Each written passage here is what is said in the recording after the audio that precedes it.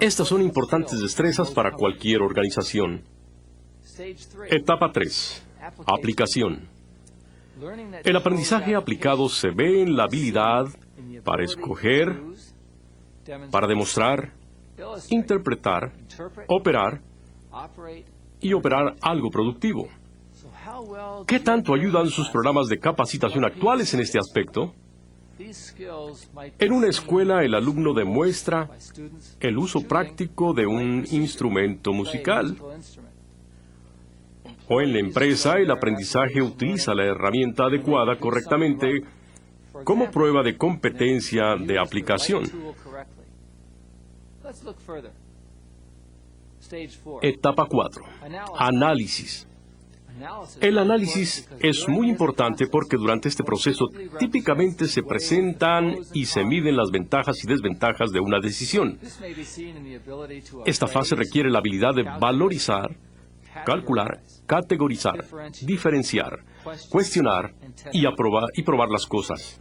Necesitamos en la escuela o en el trabajo ser capaces de catalogar capacidades y procedimientos y de informar los resultados a los demás.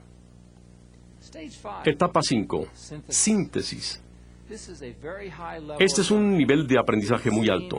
Se le define como la habilidad para organizar, capturar, crear, diseñar, administrar, organizar y preparar.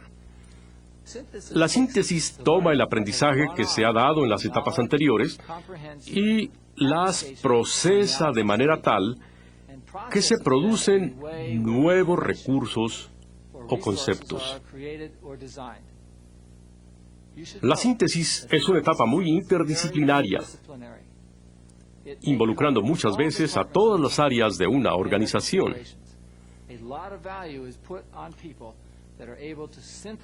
Hoy en día se le da mucho valor a las personas capaces de sintetizar material rápido y efectivamente. Veamos ahora la última y controladora etapa de evaluación. Etapa 6. Evaluación. La etapa de evaluación requiere la habilidad de argumentar, escoger, comparar, estimar, predecir, seleccionar y evaluar. En el ambiente académico, esto se pudiera medir en la capacidad del alumno para procesar con eficacia estudios de casos. En el mundo corporativo, la evaluación es clave porque todos los niveles deben involucrarse en la identificación y análisis de alternativas. Los directivos deben hacerlo proactivamente. En resumen, es importante reconocer que todos los niveles de aprendizaje son esenciales. Tanto los que dirigen el proceso como los que lo reciben deben siempre comenzar en la etapa 1 y avanzar por las demás etapas relevantes a su realidad específica. Algunos empleos podrán no requerir evaluación o síntesis, pero sí amplios conocimientos y aprendizajes aplicados.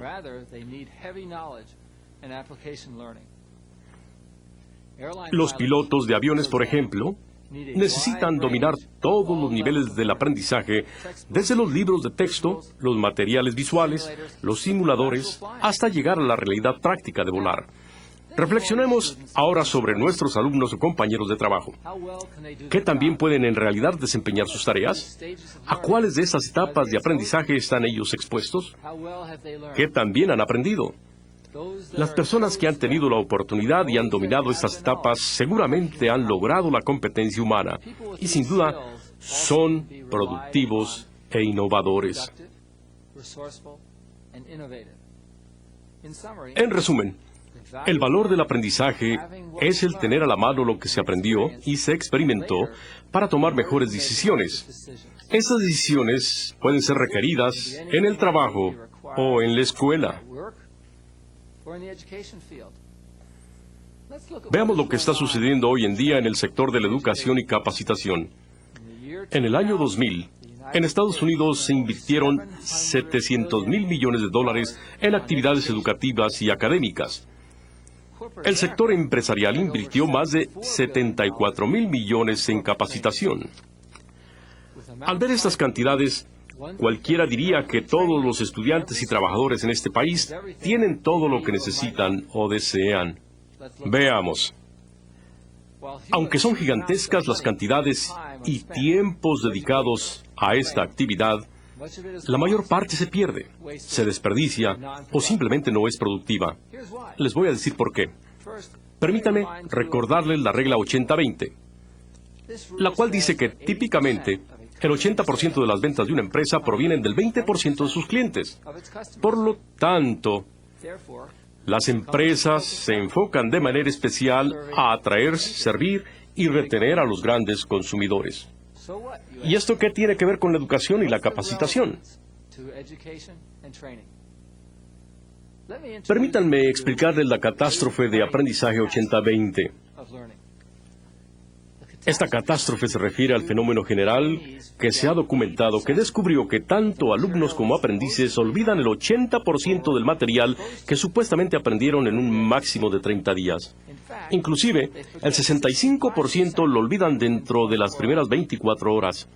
Estas cifras se basan en las investigaciones del Dr. Ebbinghaus, quien publicó la llamada curva de olvidar. La alternativa a esta catástrofe real del aprendizaje, aplicable a nivel mundial, la encontramos en el diseño y uso de nuevos sistemas de aprendizaje basados en nuevos medios electrónicos e inteligencia artificial, como lo hemos hecho en mi empresa consultora Total Recall Learning. Estos sistemas son especialmente útiles cuando el costo de olvidar es muy alto o cuando el valor del aprendizaje y del conocimiento es muy alto. En otras palabras, si alguien olvida algún procedimiento o política, ¿cuál es el impacto negativo? O si un alumno olvida el contenido del material de un curso, ¿cuál es el impacto en su aprovechamiento? El fundamento de los sistemas de aprendizaje automatizados basados en inteligencia artificial es el de reducir el porcentaje de lo que se olvida, incrementar la retención y facilitar el alcance de la competencia humana. Una reflexión preocupante sobre competencia humana deficiente es que los médicos típicamente operan solo con el 20% del material de los exámenes académicos que pasaron.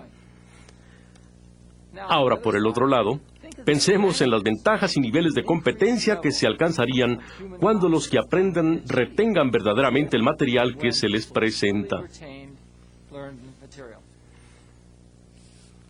Un sistema automatizado de capacitación eficaz debe combinar tanto el aprendizaje como la evaluación en un mismo proceso transparente. Específicamente, debe poder aumentar el nivel de retención a corto plazo, ofrecer evaluaciones de avance en tiempo real, dar retroalimentación previa, durante y posterior al aprendizaje, detallar lo que se necesita aprender para el futuro y poder hacer todo esto con rapidez para que sus contenidos sean actuales. Los sistemas de este tipo son atractivos y autoprogramables. Específicamente, presentan la información en bloques de conocimiento pequeños, organizables con base en la preferencia del usuario.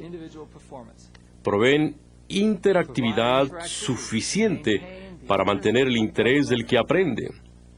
Utiliza medios audiovisuales y mide resultados contra metas de aprendizaje claras y consistentes. Un educador especialista en aprendizaje muy reconocido, el Dr. Alan Burke, ha dicho que el material computarizado altamente interactivo asegura la atención individualizada del usuario. Necesitamos programas instruccionales que continuamente retengan al que aprende, detectando en cada momento lo que el alumno puede y no puede hacer. Se han ya logrado grandes mejoras tanto en la retención de corto como de mediano plazo entre alumnos y profesionistas en diversos sectores a través de sistemas de aprendizaje con inteligencia artificial, incluyendo el educativo, el empresarial,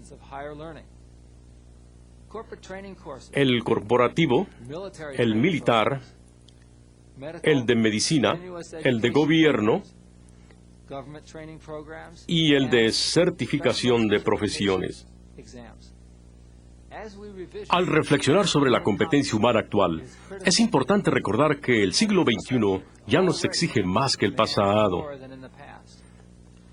Ahora se requieren más conocimientos. Debemos encontrar nuevas formas para aprender más rápido y más eficazmente. Debemos compartir este conocimiento con más colegas ahora y en el futuro. Si construimos sobre nuestra realidad pasada y sobre nuestras fortalezas actuales, podremos elevar nuestra competencia humana para que ésta nos lleve a todos hacia un mundo futuro mejor y más productivo. Gracias. Ahora continuaremos con nuestra segunda sesión de preguntas y respuestas.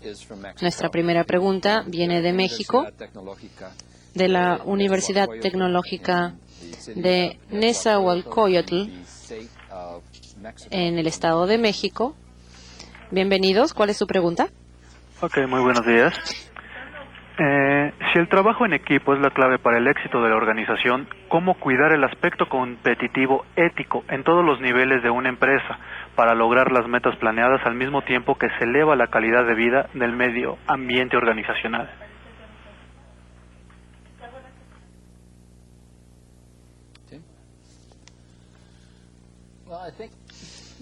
Bueno, para cuidar el trabajo en equipo, obviamente los participantes del equipo tienen que tener cierto cuadro de trabajo y tienen que entender cuáles son los temas con los que van a trabajar. Y en cuanto a los asuntos éticos, en cierto modo esto se trata más de qué es lo aceptado en sus áreas, qué es aceptable en el funcionamiento de día a día y cómo está funcionando el equipo. El conocimiento concreto, digamos, el conocimiento más intangible de la ética de los distintos países, de su compañía en particular. Cuando uno entiende eso va a tener más éxito. Gracias. Y de México también tenemos una pregunta del Colegio de Bachilleres del Estado de Sinaloa, de la ciudad de Culiacán, en el estado de Sinaloa. Bienvenidos. ¿Cuál es su pregunta? Buenos días, señorita. Nuestra pregunta es la siguiente. ¿Cómo detectar el grado de madurez emocional que presentan los integrantes de una institución educativa cuando las políticas o los currículums educativos son diferentes entre los intereses que existen en las autoridades, maestros y estudiantes?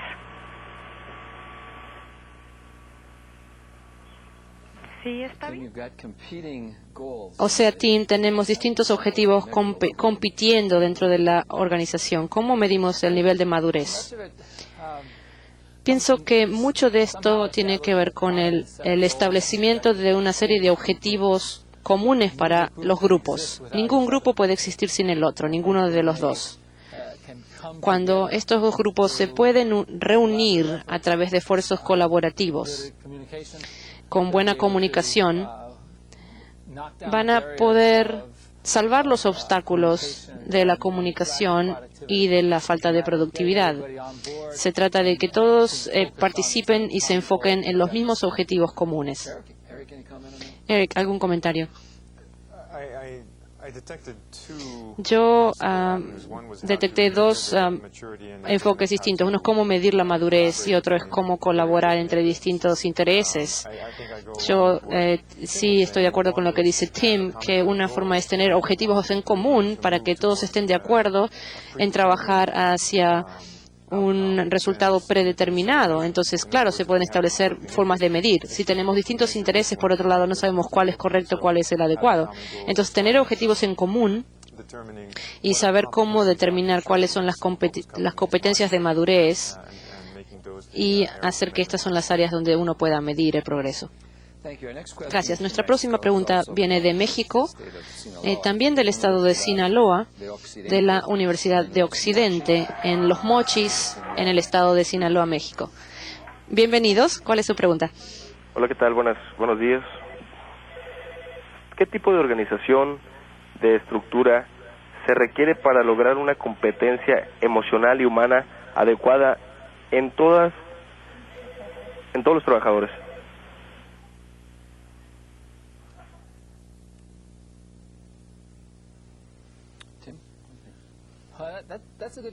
Bueno, esta es una buena pregunta. Yo creo que cada vez un mayor número de compañías está siendo consciente y entiende la importancia de la competencia humana.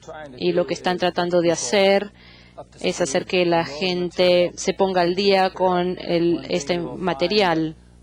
Una cosa que veremos es que cuanto más conocedores sean los empleados y las personas dentro de la organización, en el mayor número de temas posible, más confianza tendrán, mejor podrán desarrollar sus labores y trabajar juntos, que es lo que vemos, si vemos lo que está ocurriendo ahora en Nueva York, por ejemplo. Hay intereses en común, capacidades y distintos grupos diversos que están trabajando juntos. El tipo de organización o de estructura tiene que ser algo en el que haya mucha comunicación a través de los distintos niveles, la jerarquía, teniendo siempre en cuenta cuáles son los objetivos. Eric, ¿quiere agregar algo? El punto, el comentario que agregaría es que usted dice cuál es la mejor estructura. Bueno, los estudios y la investigación nos muestran que no se trata tanto de la estructura de la organización, sino del proceso, sobre cómo se comparte la información, cómo se toman las decisiones, cómo se persiguen los objetivos. En un entorno emocionalmente maduro y de competencia emocional, se trata más del proceso de la información, de la interacción y de cómo uno avanza hacia los objetivos. El proceso es más importante quizá que la estructura. Gracias. Otra vez de México, esta vez del Centro Universitario de Tijuana, en la ciudad de Tijuana, en el estado de Baja California. Buenos días. ¿Cuál es su pregunta? Buenos días.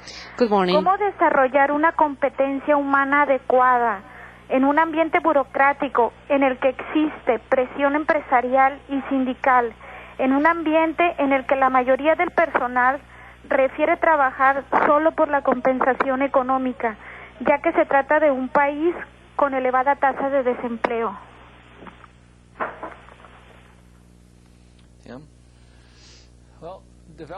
Bueno, el desarrollo de la competencia humana es un factor esencial. Lo que usted descubrirá es que cuando identifica qué es lo que quiere lograr, una de las cosas que desarrollamos nosotros en nuestros sistemas de enseñanza es que vemos que tenemos un experto en el campo, digamos, en el ambiente académico o corporativo, una persona muy bien conocedora que identifica solamente cuál es la información esencial que tiene que conocer la gente. Si vemos, por ejemplo, hay muchos programas de capacitación y de enseñanza que realmente nos imparten conocimientos que no son esenciales en el futuro. Quizás sea divertido, sean materiales fáciles de comprender o que hacen que la gente participe, pero realmente, ¿cuál es lo esencial que se necesitará en el futuro?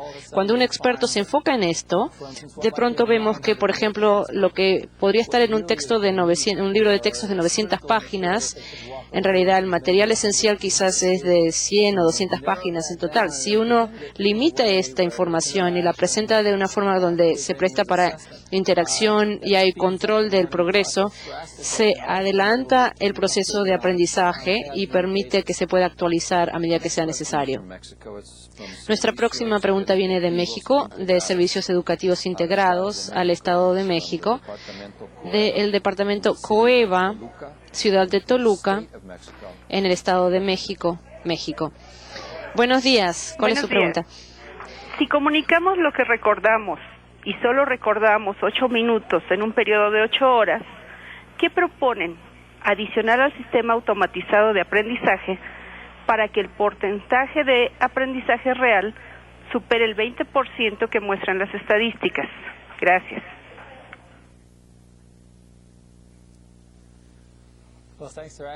Bueno, gracias por preguntar esto. Esa información está en la parte de atrás de mi tarjeta de negocios. Aunque no tengo que mencionar eso, lo que nosotros en lo que nos enfocamos es en que tenemos ciertos materiales, que es lo que queremos comunicarle a la gente y que realmente queremos que ellos lo sepan y lo retengan para que lo puedan usar más adelante. Lo que hacemos es dividimos esto en pequeños segmentos de información, se las presentamos, le hacemos pruebas, se los volvemos a presentar hasta que por fin han contestado la pregunta en un periodo de 3 o 4 semanas de forma correcta 5 o 6 veces. Este es un concepto, digamos, como martillando la información. uno va al el principio a la memoria a corto plazo, pero nosotros nos enfocamos en la memoria a largo plazo. No exponemos a la gente una sola vez, sino más a largo plazo, de forma más larga. En estos estudios que ya hace mucho tiempo nos demuestran que este tipo de aprendizaje es el más eficaz, que demuestra que la gente puede retener la información. Entonces, lo que usted quiera aprender se puede tener una retención de hasta un 80 o 100% después de 30 días. Nuevamente, desde Argentina tenemos una pregunta del Grupo Previsional Nación de Buenos Aires. Buenos días, ¿cuál es su pregunta?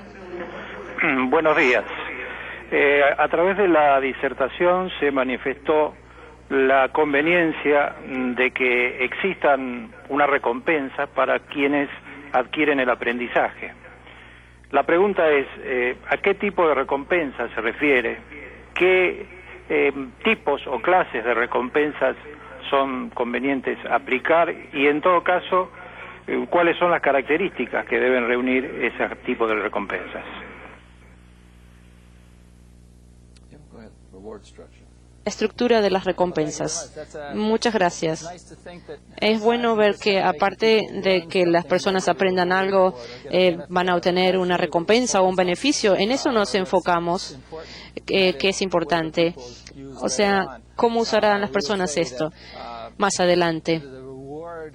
Nosotros diríamos que la recompensa de conocer los materiales y de utilizarlo es lo principal. No solo saberlo y almacenarlo como una computadora, sino el poder usarlos. Por ejemplo, en una computadora uno logra un solo uso cuando saca una planilla de cálculo, un gráfico o un documento. De la misma forma, al conocer el material uno lo usa. Entonces vemos que a la gente las ascienden de puesto por esos conocimientos, se le obtienen otros trabajos. En San Diego hay compañías que no ni siquiera contratan a las personas si no tienen un cierto nivel de conocimiento de inteligencia artificial. Entonces, en cuanto a qué tipo de recompensa, nosotros siempre decimos, bueno, vaya usted y vea cómo quiere recompensar a la gente y ver qué les interesa a esas personas. Por ejemplo, una placa puede ser interesante para una persona, un día libre puede ser mejor para otra persona. Entonces, adapte esas recompensas al grupo al que usted está capacitando. Nuestra próxima pregunta viene de México, de la Universidad Tecnológica de Tecamachalco, ciudad de Tecamachalco, Puebla. Bueno, bienvenidos. ¿Cuál es su pregunta? Sí, muchas gracias. Buenos días. Un saludo para todos. Nuestra pregunta es en relación al módulo anterior. En su opinión, ¿cómo podría una institución educativa promover las actitudes humanas y emocionales que sean apropiadas para el futuro desempeño profesional de nuestros egresados? Muchas gracias.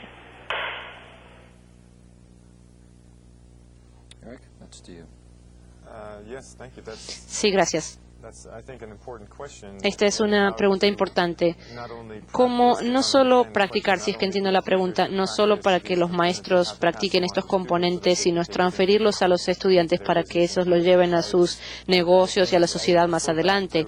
Yo me referí antes a una respuesta de que es que hay que ser modelos. El maestro puede enseñar mejor cuando dan el ejemplo, si dan el ejemplo de la apertura, de la humildad, de la confianza, de el deseo de poder decir no lo sé, si saben ellos y demuestran cómo viven los principios de la colaboración y del trabajo del equipo y la empatía.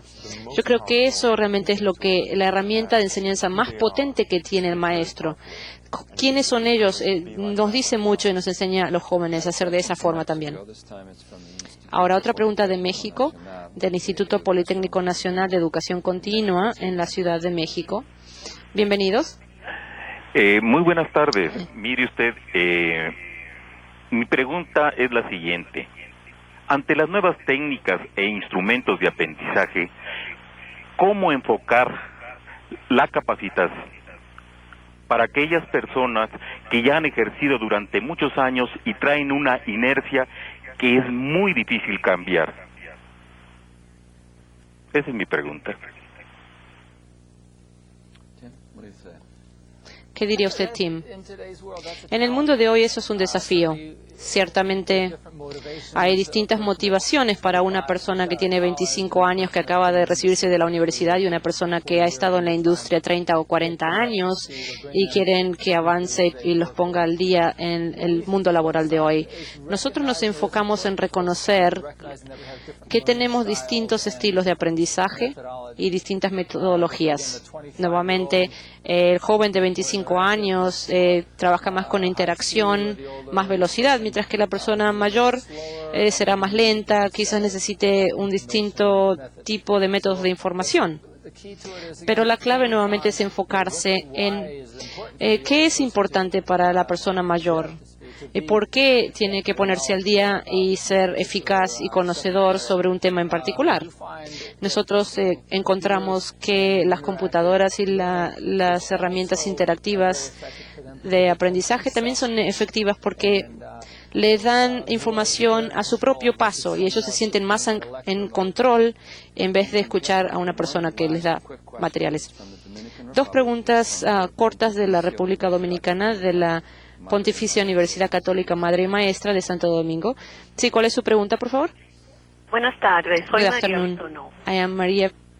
¿Cuál es su enfoque sobre el fenómeno que se está dando en la actualidad en cuanto a la selección de personal, donde se prefieren jóvenes de edad entre 20 y 32 años frente al adulto de más de esa edad, aunque tengan igual conocimiento humano, y más aún, teniendo el adulto mayor conocimiento emocional y más experiencia?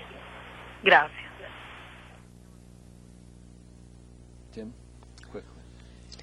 Sí, la clave ahí es enfocarse en forma en que sí, de hecho, el joven y el mayor quizás tengan conocimiento común, pero la experiencia de la persona mayor es algo que nos muestra que ya ha pasado por ya las ventajas y desventajas del proceso de toma de decisiones. Muchas personas valoran eso bastante. ¿Algo para agregar? Yo pienso que a veces la persona más joven es preferible porque es más maleable, porque no se le ha formado opiniones, y algo que una persona mayor quizás que esté pidiendo ese trabajo tendrá en cuenta es la persona mayor tiene que siempre estar en un enfoque de estudiante con una mente fresca y con disponibilidad, dispuesto a aprender. Gracias por sus excelentes preguntas, pero nos hemos quedado sin tiempo. Esperamos que hayan disfrutado de participar nuevamente en este emocionante programa multilingüe y multinacional. Los invitamos a participar en nuestra 10ª videoconferencia de esta serie de este año, que tendrá lugar el 11 de octubre del 2001, llamada El arte y la cultura de la toma de riesgos, consideraciones de sistemas y optimización funcional. Para mayor información sobre la serie de videoconferencias de este año, consulte el manual de participante, donde verá las fechas y temas específicos de cada programa. También puede visitar nuestro sitio web intectra.com. En nombre de todos nosotros en el International Training Center, les agradezco por su participación entusiasta y el interés en el programa de hoy día. Muchas gracias y nos vemos pronto.